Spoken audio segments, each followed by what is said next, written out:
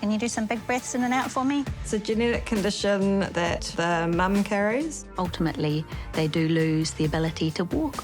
Corinne and Mike are parenting 2 young boys who share a chronic and rare condition. Oh, I can taste it. trouble. You can taste that. With limited options, they've put their faith in a drug trial that could be life-changing for their boys.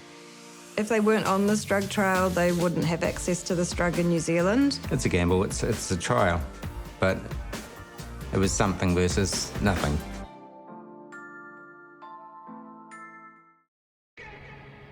The King family live an hour north of Auckland in rural Matakana. Hello. Come in.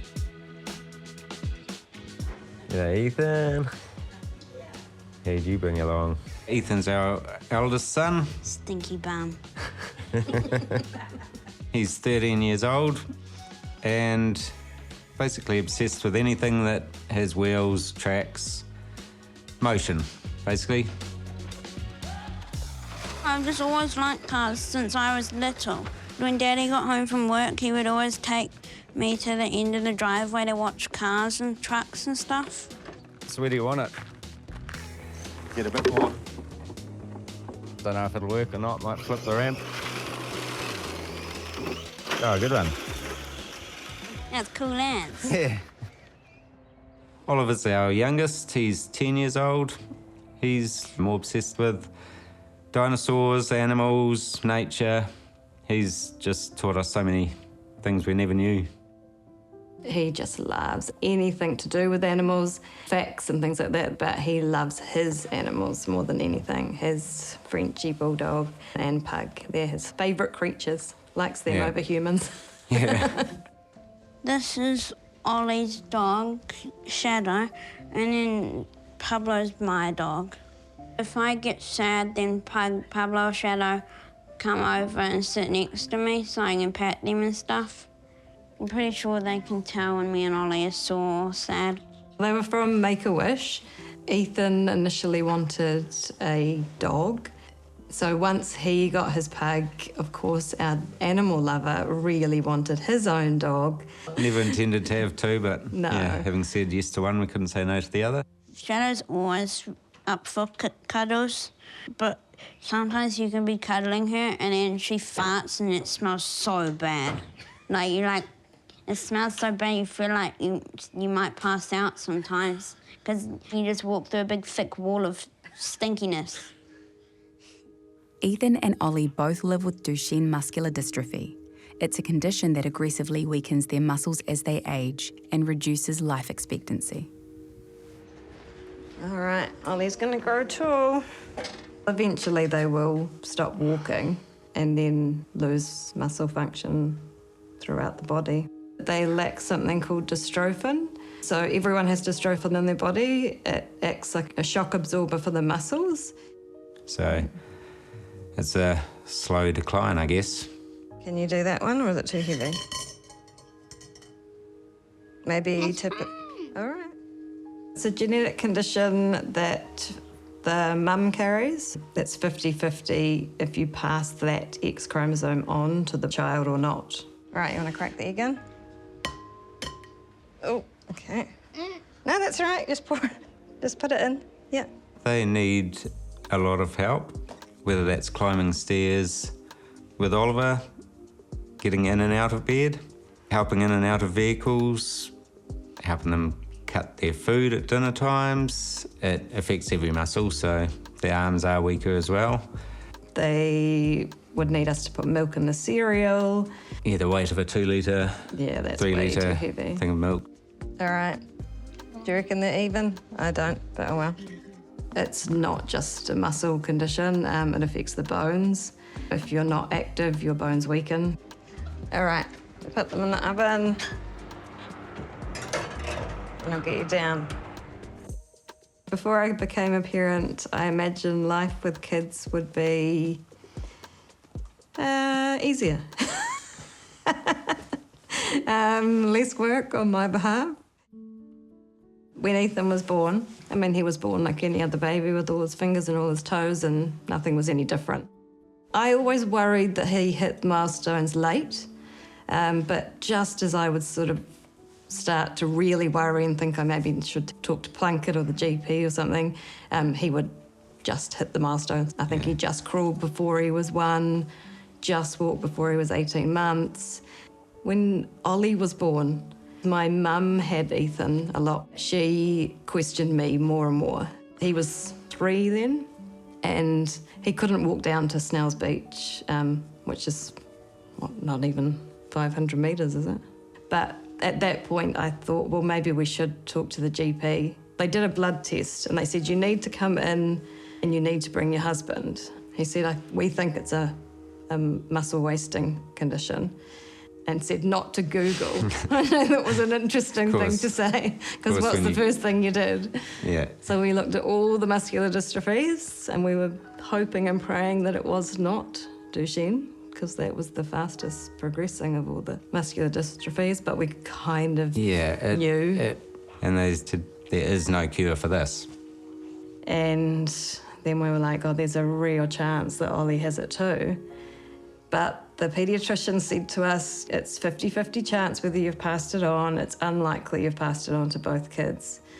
So I think we kind of held on to hope that, it wasn't going to be passed on to him too. But Ollie was only 8 months when he was diagnosed. If they were both girls, they would have been a carrier like myself and not the condition. The main thing you can do is start on corticosteroids, which is what will increase strength. But that was a big decision to make because they come with a whole host of side effects. Ethan is trying to be very healthy, aren't you, Ethan? Yeah. I mean, from stunted growth, they cause cataracts, bone density issues, and they have to have 3 to 4 monthly bone infusions to help that. Weight gain. Yeah, constant appetite. Ollie, will you eat some pineapple? Ollie, food time. No. Okay. It was the only thing that was proven to... Slow the wasting down. Yeah. The medical world is progressing very rapidly, but we're in a race against time, really. Really didn't. No, it's not for you, Pablo. Because once they're off their feet, I don't know if there's anything that would get them back onto their feet once they're off them. We're just trying to keep them there as long as possible in the hopes that something that is a cure is available. 2 years ago, the boys were asked to take part in an international medical trial for a drug that might significantly slow down the progress of their condition. It's a gamble, it's a trial, but it was something versus nothing.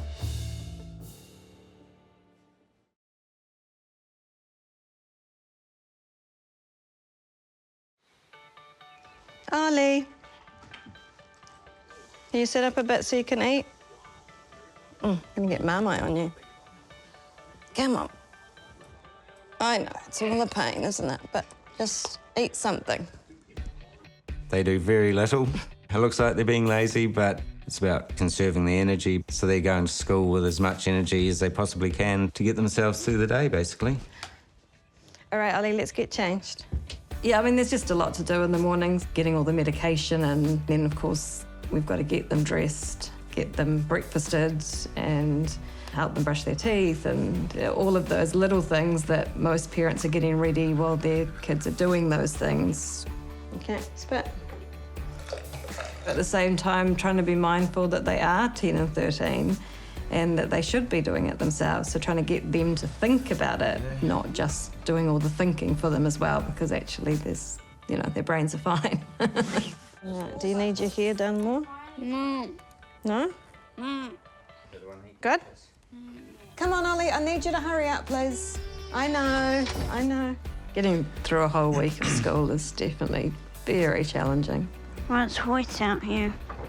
Oliver often wouldn't even make it to the car and he'd be in tears, just breaking down. He was so exhausted.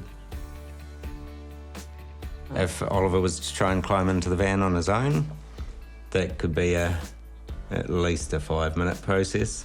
Have a good day, mate. See you later. Peace.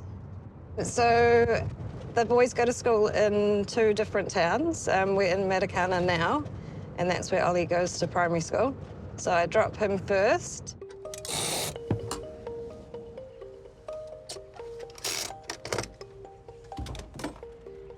Okay, we're back in a sec, Ethan. Why they use their wheelchair at school is because of the other kids being worried that they'll get pushed over. So it seems like a safer option to get into your wheelchair, get where you need to go, and then get out. Ollie doesn't like his wheelchair. No. He doesn't like to be different to the other kids. He often says, I'd just like to know what it's like to be normal just for one day. I only got gifted 2 houses and I died at Okay, stop for a sec.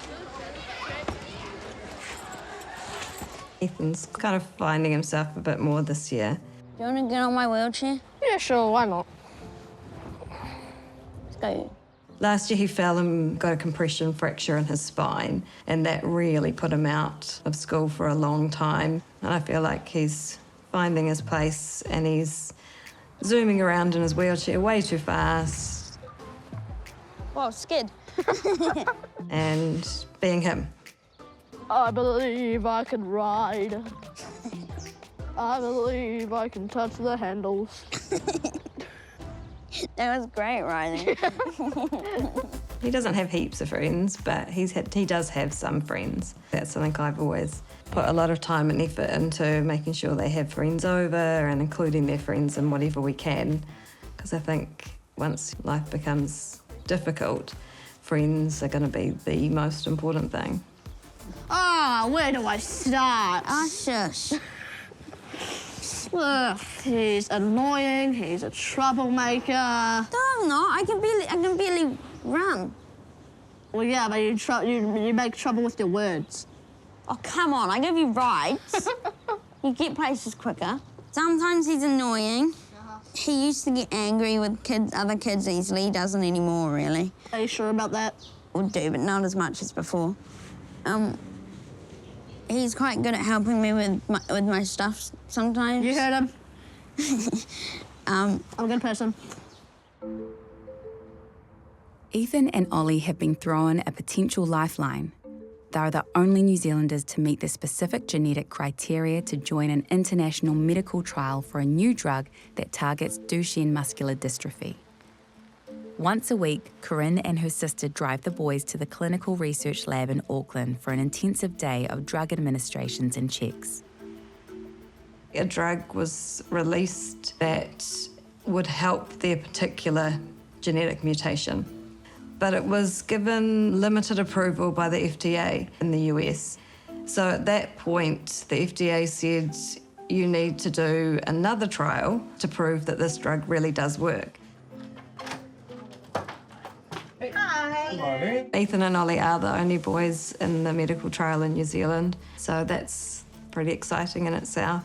If they weren't on this drug trial, they wouldn't have access to this drug in New Zealand. Pharmac wouldn't fund it. So the only chance of getting medication for a rare disease is to be part of a drug trial. It's a gamble, it's a trial, but it was something versus nothing. So the point of this trial is to look at one specific medicine for trying to improve Duchenne muscular dystrophy. It is a medicine that has been approved for use around the world, and the company are looking at different dosing regimes to see if they could find something that's even more effective. Different children are randomised to receive the drug at different doses. They might be receiving a standard dose, they might be receiving a higher dose therapy, and it's ultimately trying to work out what is the most effective dose. Hi, Corinne. Hi. Hi, Ethan. Hi, Ollie. How's it all going? Yeah, good. Good. We knew it was going to be close on 3 years, and we knew it would be weekly infusions. I guess the reality of that for that long is different to what you imagine. Great. I'm sitting forward, and can you do some big breaths in and out for me? We are 118 weeks in, so the boys really are pros at this now. But at the beginning, it was very difficult. We often needed 2 of us. Corinne would need to be comforting the boys, and then I could be there for the practical other bits and pieces. They have their own room and they have their own nurses, which is great because they get to know the nurses really well. The kids in my class always wonder where I go every Friday because they notice that I'm never there on the same day every week. So I do get asked occasionally by the kids in my class why I'm not there. And so that's the only thing that I don't entirely like that much, is that I have to explain it to kids that don't really understand that much.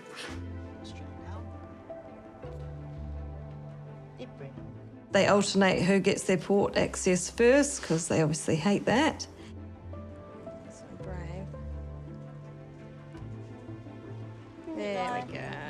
That's what we like to see. Once that's done, it's monitoring very closely. So every 30 minutes they have full obs done. Hurt today? Don't. Good boy, all done. Normally I have to go first with needles and all that normally.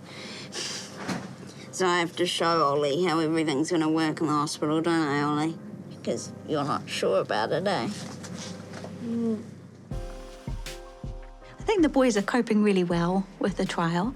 It's a pretty big deal. They've got portacaths inserted for their infusions. There's a lot of blood tests. There's a lot of monitoring, blood pressures, ECG, heart tracing. So it's pretty intensive for them. Oh, I can Nurses taste have more it. trouble. You can taste that. You can taste it today. Can't taste it normally. Yeah, true. I guess I see what is going to happen in the future with the muscles wasting. And it's always, for me, a big picture thing. Like, yes, it's difficult right now, but in the long term, things are only going to get harder for them. With any clinical trial, you never know how they're doing until the trial is completed and all of the results are in and the formal analysis is done. It's putting your kids on the line in the hopes that something positive will happen, but it's also helping the next lot of boys coming through that are unfortunate enough to have this, because there are going to be others.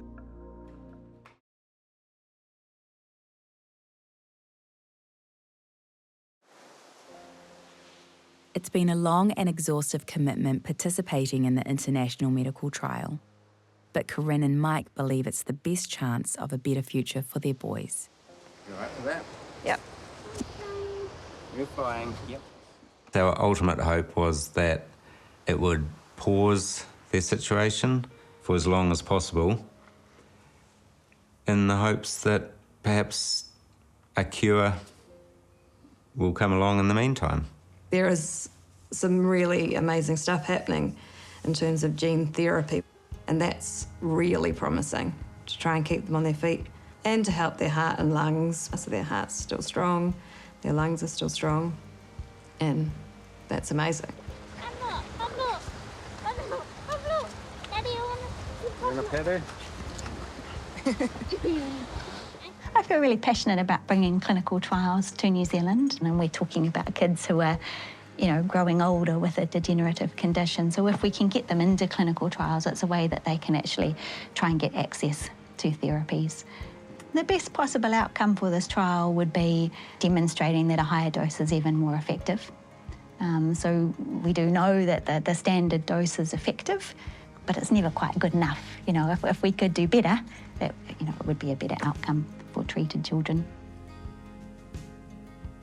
We're not really privy to any results as we go in terms of how they're doing, but we do notice if they don't have the drug, if we skip a week, then they do have more pain in their muscles. Ethan definitely notices.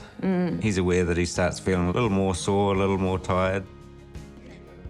Your head, body. If he's noticing that, well, hopefully there's benefits that are happening.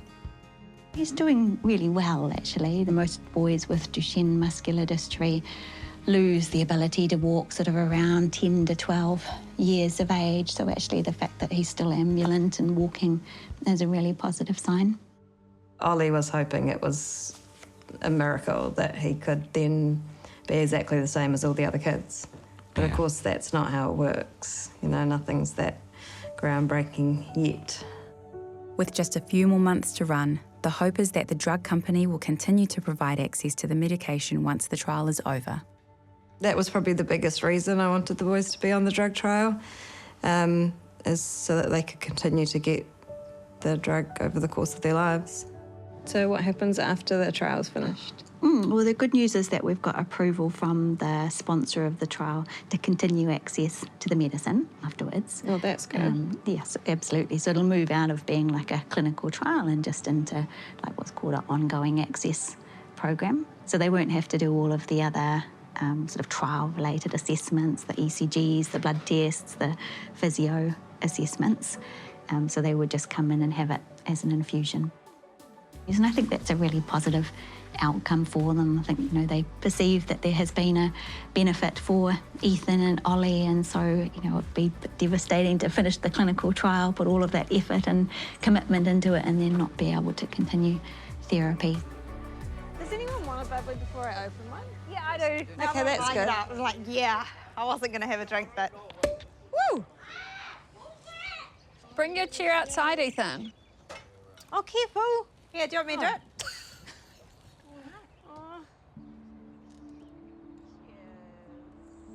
And amongst all of it, being in hospital and being infused with medication is that they also have friends and hang out with their cousins and do as normal things as possible. And Corinna's amazing at that. She will be super exhausted and she's like, and I've got this lined up. And I'm like, why are you doing that? Really prioritize like solitude and boringness. And Corinna's like, no, I've got to fill her life with for the boys.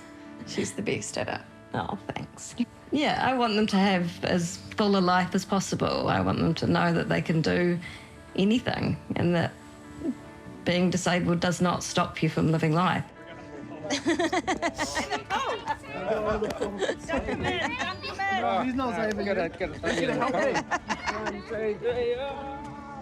don't think any of their cousins see their disability. They're all just as mean to each other as normal cousins. Oh, yeah, they don't get a reprieve because Nah, they've got a disability. No. Ethan gives as good as he gets, doesn't he? What piece of advice do you wish you'd known before having kids? I guess I was kind of told, but that it was going to be this hard. It's a roller coaster, that's for sure. But in saying that, we wouldn't have our boys. And yeah, they are awesome. Yeah. We love them.